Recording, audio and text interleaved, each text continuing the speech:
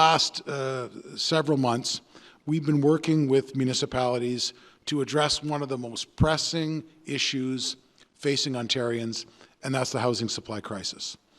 We're finding that new housing projects are stalled, they're bottlenecked, they're choked by red tape, which is really slowing things down, ultimately placing the dream of homeownership out of reach for too many Ontarians.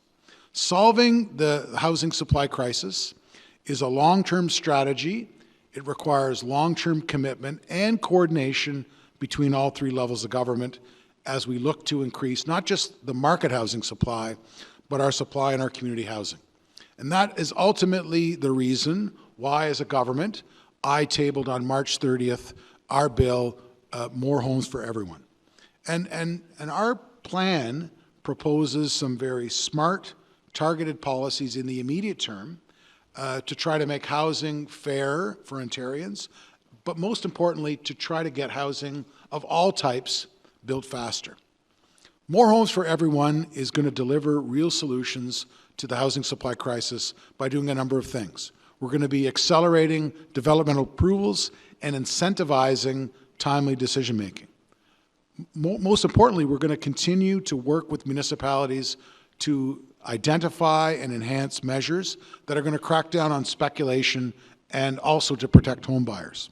We're going to create a new tool called the Community Infrastructure and Housing Accelerator for municipalities so that we can accelerate our planning processes with greater accountability and transparency. And finally, we're going to invest about $19 million over the next 3 years to help the Ontario Land Tribunal and the Landlord Tenant Board reduce the backlog, something that Minister Downey has been committed to almost since the time he became our Attorney General. We're also going to work with municipalities and the industry to create a development approvals data standard that will enable greater data sharing between jurisdictions, ultimately making it easier to identify inefficiencies in the process. And this is something that Premier Ford has been, on me, from the time I've been minister. We got to make sure that we bring this forward and create this new data standard in conjunction with Minister Rashid to ensure that we get it right. We've also increased the non-resident speculation tax to 20%. We've expanded it outside of the Greater Golden Horseshoe and apply it province-wide. And the number one thing we need to do is we need to continue to work with municipalities on creating that mix of community and infrastructure to put it in the right place. We have to modernize and streamline our process.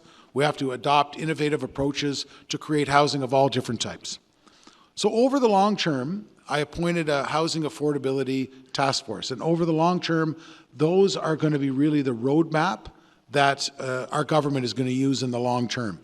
In the short term, it will be more homes for everyone that will make immediate improvements right away. And if we're going to implement the task force's recommendations across the province, we have to do it in a very smart way. I think our government understands that housing is such an important piece in rural and urban communities. We've got to get to the point where we table a bill each and every year of a mandate for the government moving forward. But we need municipalities at the table.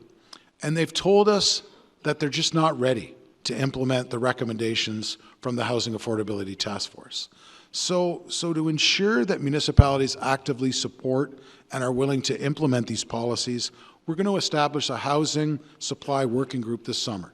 And I think this is the most important part of our government's next steps plan, is to ensure that all three levels of government are working together. We heard from the federal government last week. They're creating an opportunity to spend a lot of money in the housing space. I think some of the things that they're proposing are going to work in conjunction with the measures that we've got. But if we just go it alone and impose it on municipalities, it's not going to work. So we have to do it right, and we have to make sure that you can implement it on the ground. It's got to be ground truthed if we're going to move it forward. We also need to support you, and we're committed to ensuring that municipalities have the tools and the resources to not just unlock, but to be able to fast-track housing across the province. In addition to the proposals that we've put in more homes for everyone, our government's investing more than $45 million through the new Streamlined Development Approvals Fund, something that Premier Ford announced in January. Also, the over $68 million through the Municipal Modernization Program and the $23 million we've put in through the Audit and Accountability Fund. All of these three programs work in conjunction with them, and I think it really provides municipalities the opportunity to modernize, to streamline, and to accelerate processes at including housing approvals.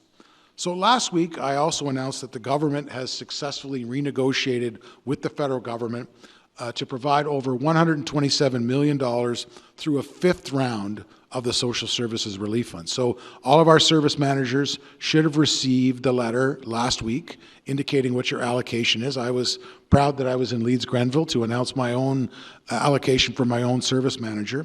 So the additional funding we're encouraging to be used for things like rent banks, keeping vulnerable people housed, but most importantly, creating new housing opportunities. And I'm very encouraged by a number of the proposals that I've already heard from service managers that they're contemplating with this fifth version of our Social Services Relief Fund.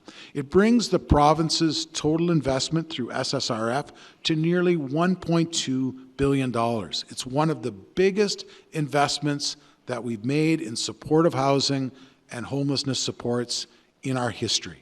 So I want to thank each and every one of you for ensuring that you're creating new capacity within your own communities. It means so much to us to be able to have our municipal partners on the same page. And as Dave said, I've been involved in municipal government on and off for almost 40 years.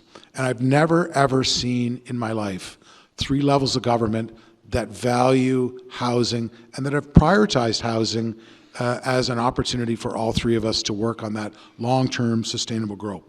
And as I look forward, without question, Good Roads is a partner that our government needs to continue to work on. Our reopening plan is in full effect, and the province's municipal transportation networks are vital to support our efforts. We appreciate all the ongoing commitment and support that you're giving us. We just need to make sure on my files in terms of housing and municipal affairs that we continue that collaboration and build on it.